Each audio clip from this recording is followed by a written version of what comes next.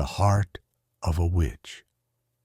In a secluded glade far from the bustling towns, where the air was filled with the heady scent of blooming flowers and dew-kissed grass, there lived a witch named Seraphina.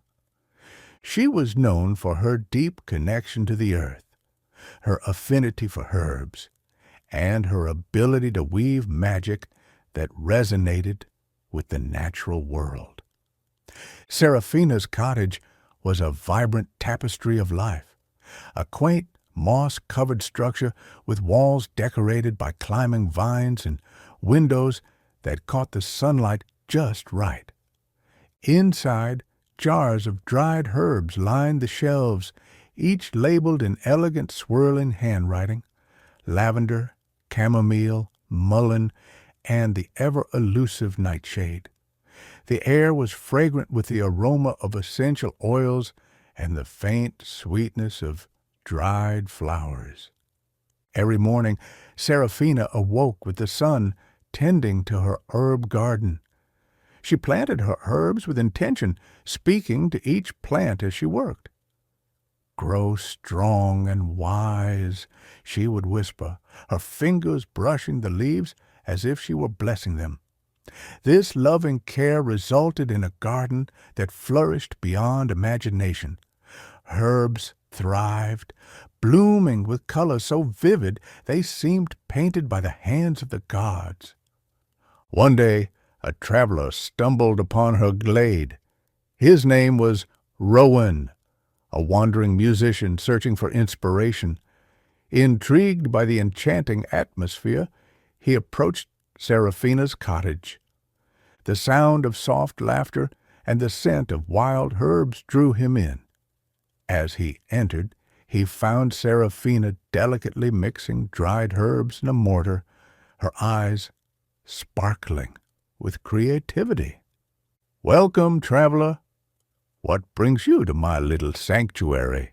she asked, her voice warm like summer sunshine. "I am seeking inspiration for my music," Rowan admitted, brushing the dirt from his travel-worn clothes. "Do you have any magic that might help?" Seraphina smiled knowingly. "Ah, every herb has its own song," she replied, her fingers dancing over the jars.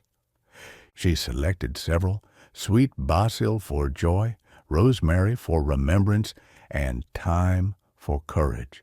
"Let us create an infusion together, one that will resonate with your heart and spirit." She guided Rowan through the process, explaining the properties of each herb as they prepared the infusion. As they worked, the air filled with delightful fragrances, and Rowan felt the pulse of energy around him, as if the forest itself were joining in their creation. Once the infusion was brewed and steeped, Seraphina poured it into a small cup and handed it to Rowan. "Drink this, and let the magic of the herbs weave through your spirit," she instructed. Rowan took a sip, the taste warming him from the inside, and a rush of inspiration flooded his mind.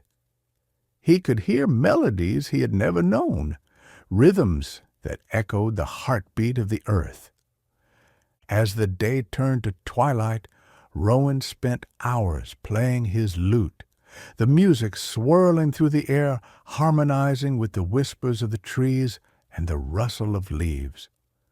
Seraphina listened with delight, feeling the vibrations of his music meld with the energies of her herbs. Each note danced through the glade like a living spell, and together they created a tapestry of sound and magic. However, their peaceful moment was soon disrupted when a commotion arose from the nearby village. A sickness had struck, leaving many bedridden and weak. Hearing the cries for help from the villagers, Seraphina's heart ached, and she knew she had to act.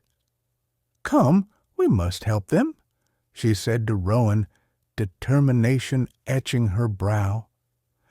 They gathered bundles of herbs, echinacea for strength, elderberry for immunity, and ginger for warmth, and hurried to the village.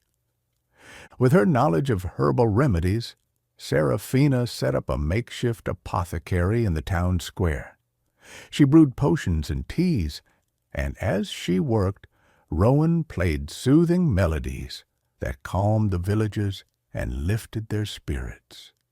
Together, they turned the tide of despair. Days passed, and slowly the villagers began to recover. Seraphina's infusions infused strength into their bodies, while Rowan's music soothed their souls. Word spread of the witch who healed with herbs and the musician who filled the air with magic, transforming the disaster into a celebration of life. When the village finally returned to a sense of normalcy, there was a renewed appreciation for nature and the healing arts. Seraphina became a beloved figure. Her garden was visited often, and villagers would bring offerings of their own, baked goods, hand-carved trinkets, and baskets of fresh produce. As for Rowan, he decided to stay in a village, enchanted not only by the beauty of the land, but also by the warmth of the community and the friendships it offered. He helped Seraphina with her garden, and together they crafted music and potions, celebrating the magic that flowed from the earth and into their lives. In the years that followed, Seraphina and Rowan became inseparable partners. Their bond was forged under the sun, moon, and stars, rooted deeply in the knowledge that together they could create a world filled with hope and healing, magic and music, a harmonious dance of life that would never dim as long as their spirits remained intertwined. By G. D. Hancock.